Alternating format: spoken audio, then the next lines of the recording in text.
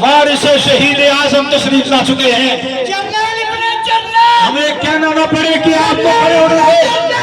نعرہ تکبیر. جنرل ابن جنرل سنیے تو وزیر اعظم سنیے تو وزیر اعظم وابی اعظم سنیے تو وزیر اعظم نعرہ تکبیر. پہروں پر پیٹ چھا گیا. پہروں پر پیٹ چھا گیا. آ گیا بھائی آ گیا. دیکھو دیکھو کون آیا. دیکھو دیکھو کون آیا. دیکھو دیکھو کون آیا. اس بلی میں چھا گیا. کافروں پہ آ گیا. اس بلی میں چھا گیا. کافروں پہ آ گیا. پھر سے آیا اعظم طارق. پھر سے آیا اعظم طارق. پھر سے آیا اعظم طارق. پھر سے آیا اعظم طارق. دیکھو دیکھو کون آیا. دیکھو دیکھو کون آیا.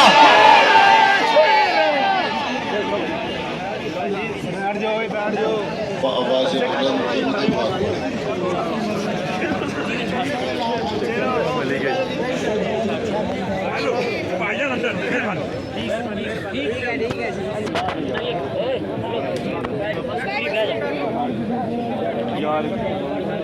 الحمد لله الذي فضلنا على كثير من عباده المؤمنين.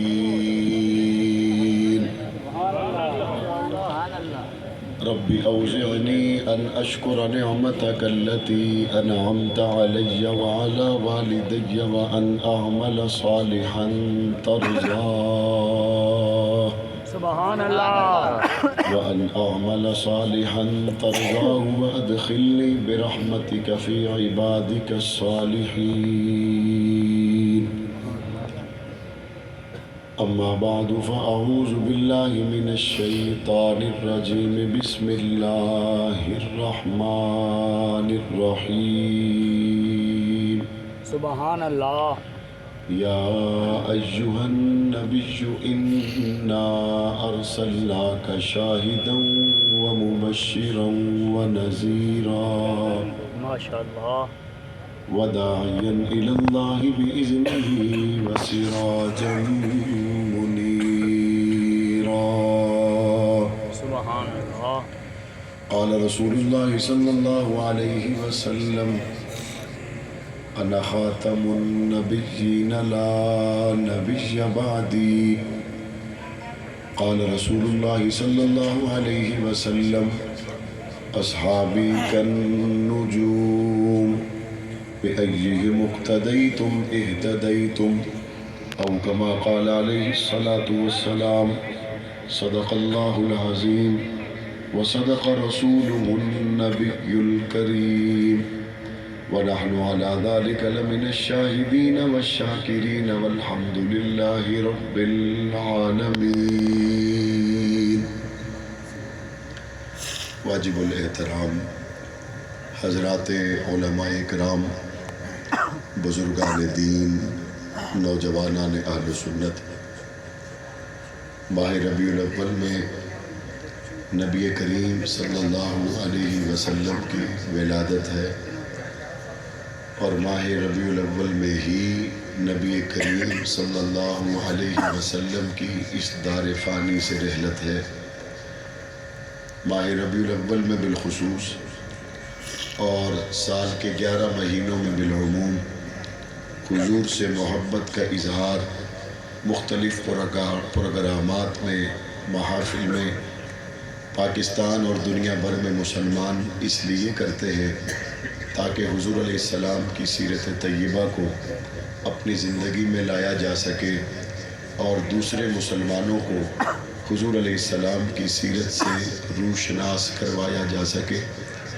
میں نے قرآن مجید کی ایک آیت کریمہ تلاوت کی ہے، جس آیت کریمہ میں اللہ تعالیٰ نے پیارے نبی صلی اللہ علیہ وسلم کو سورج کے ساتھ تشبیہ دے کر بیان کیا۔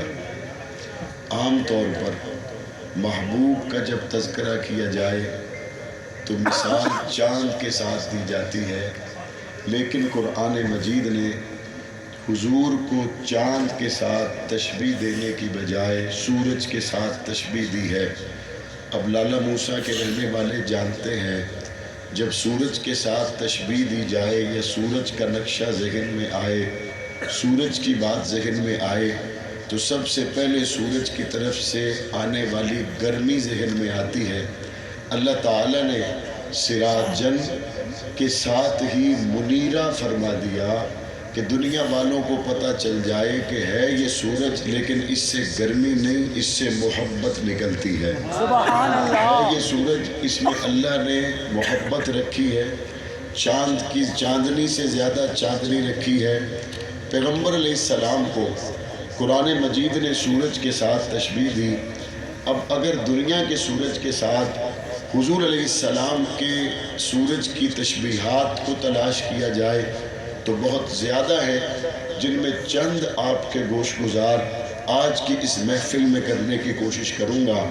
پہلی بات تو یہ ہے کہ دنیا میں ہمیشہ سورج کے آنے سے پہلے دنیا کو ایک تاریک رات سے گزرنا پڑتا ہے۔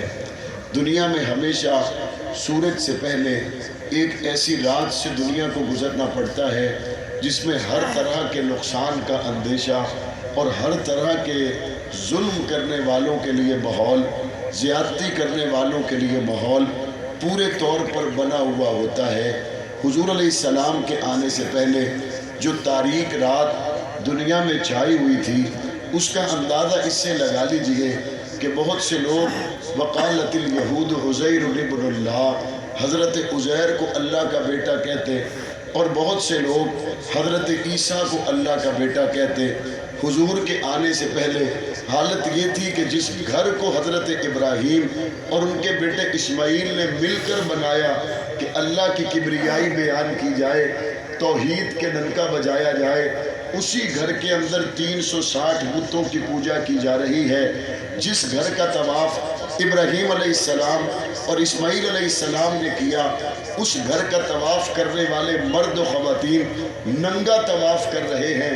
حضور کے آنے سے پہلے باپ مر جائے، اس کے نکاح میں جتنی عورتیں ہیں، اولاد باپ کے مال کو بھی تقسیم کر دی، باپ کی منکوحہ عورتوں کو بھی باپ کا مال سمجھ کر تقسیم کر لیتی۔ حضور کے آنے سے پہلے پیدا ہونے والی بیٹی کو زندہ درگور کر دیا جاتا۔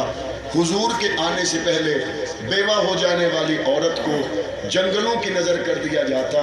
حضور کے آنے سے پہلے غرض ہر طرح کی اس تاریک رات میں ظلم، زیادتی، ناانصافی کا دورہ تھا۔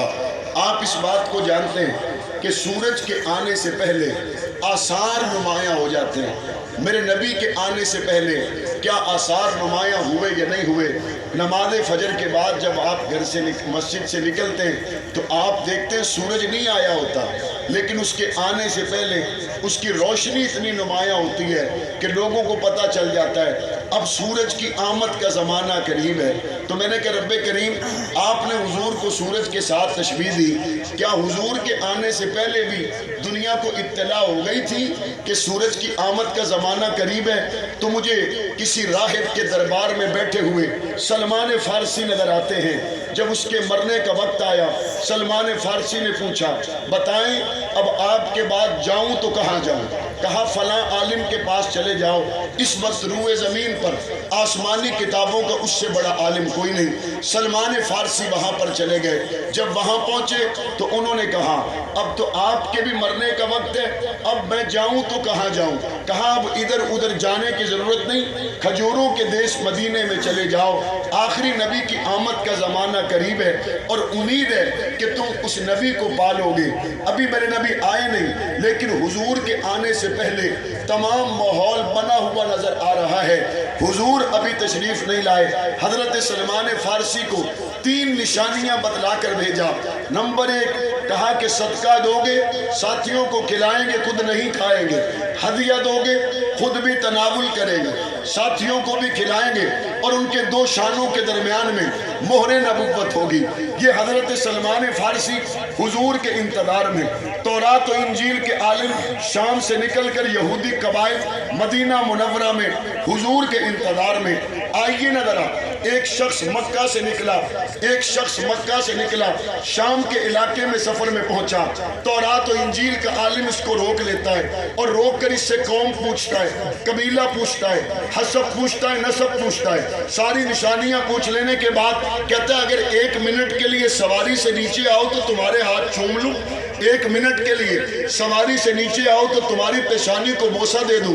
بھئی اس میں میرے خاص بات کون سی؟ تمہاری ہماری تو پہلے کبھی ملاقات نہیں ہوئی.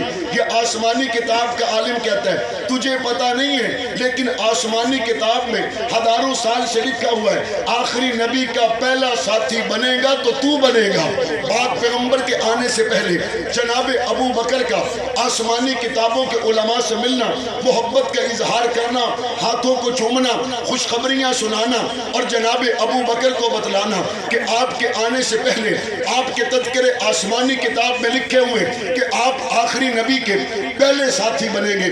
ابھی حضور آئے نہیں. حضور کے تذکرے اس طور پر بھی نمایاں ہے، حضور کے حضرت والد حضرت عبداللہ کے چہرے کا نور اتنا نمایاں.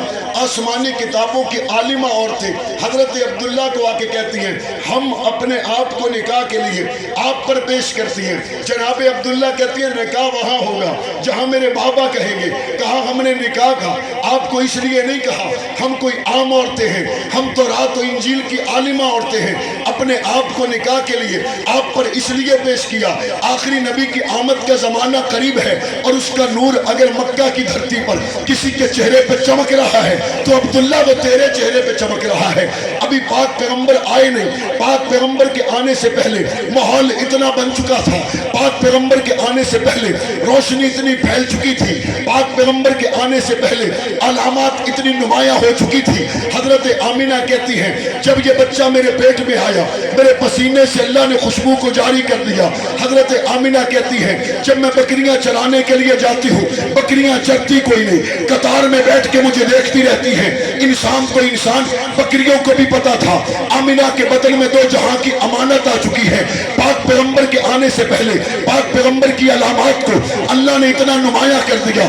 حضرت آمینہ کہتی ہے جب میں کسی سنگریزے پہ پاؤں رکھوں وہ موم ہو جائے، میں کنویں میں پانی کے لیے ڈول ڈالوں پانی نیچے ہو میں جاؤں تو اوپر ہو جائے.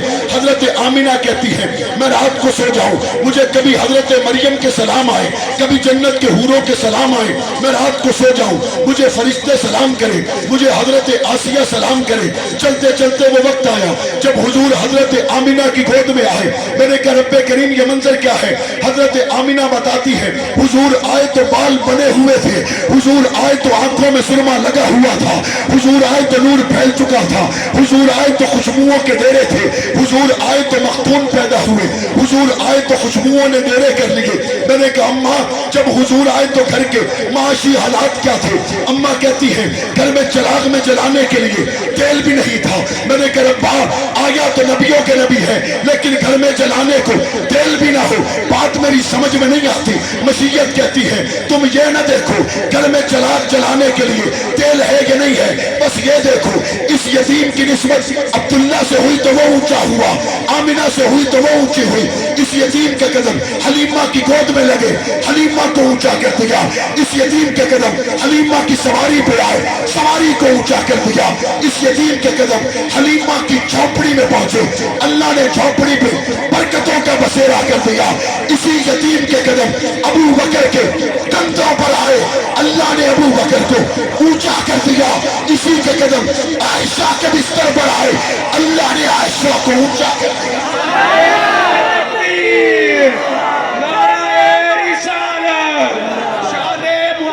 مصطفیٰ شان صحابہ، شان صدیق اکبر، شان فاروق اعظم، شان عثمان غنی، شان علی المرتضی، شان امی عائشہ، شان امی عائشہ.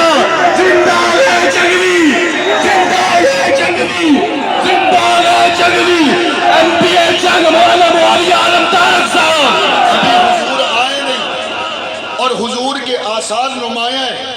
سورج ابھی آتا نہیں، سورج کے آنے سے پہلے سورج کے آثار نمایاں ہوتے، لیکن آپ لوگ جانتے ہیں سورج جب بھی کسی اوٹ سے، کسی بلڈنگ کی اوٹ سے، مشرق کے کناروں سے جب نکلتا ہے اس وقت سورج اکیلا ہوتا ہے، دیکھنے والا سورج کی آنکھوں میں آنکھیں ڈال کر دیکھ لیتا ہے اور وہ یہ تصور کرتا ہے اس کی تو تھوڑی سی روشنی ہے، اس کو روکنا کون سا مشکل ہے، اس کو تو میں روک لوں گا۔ پاک پیغمبر کا سورج طلوع ہوا، فاران کی چوٹی پر ابو لہب نے پتھر مار کر کہا اس کو تو روک لوں گا، لیکن اس کو پتہ نہیں تھا جب سورج چڑھے تو کسی کوئی روک نہیں سکتا۔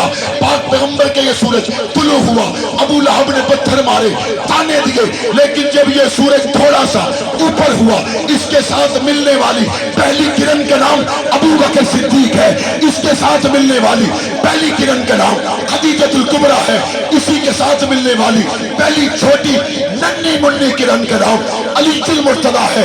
لیکن یہ وقت تھا جب کافر آنکھوں میں آنکھیں ڈال کر دیکھ لیتا تھا، لیکن جب سورج اپنے عروج پر ہو اس وقت دنیا کا کوئی بھائی کا لال آنکھوں میں آنکھیں ڈال کر نہیں دیکھ سکتا۔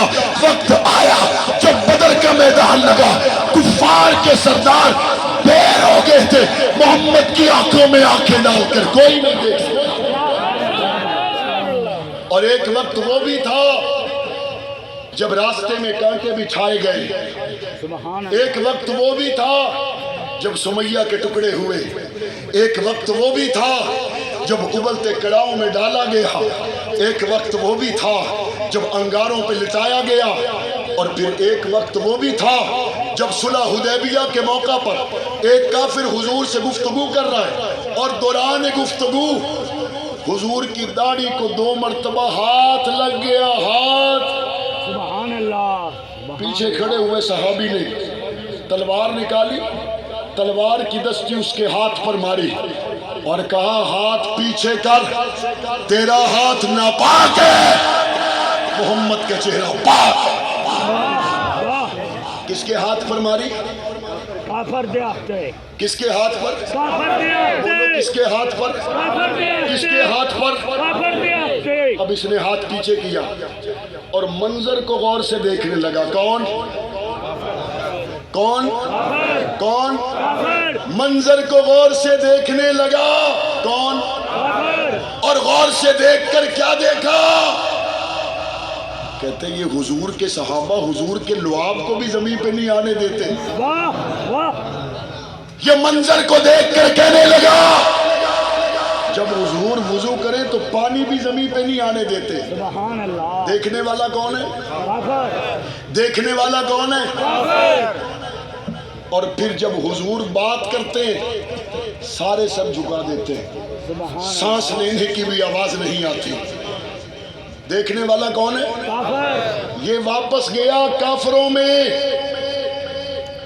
کافر نے منظر دیکھا، صحابہ کی وفاداری دیکھی، جانثاری دیکھی، ادب دیکھا، احترام دیکھا، اور کافر نے واپس جا کر مکہ کے کافروں سے کہا میں نے محمد کے صحابہ سے زیادہ وفادار ساتھی آج تک کسی کے دیکھے ہی کوئی نہیں۔ اور صحابہ تو وہ ہے جن کی وفاداری، تابعداری، جانثاری کو مکہ کا کافر بھی مانتا تھا۔ تو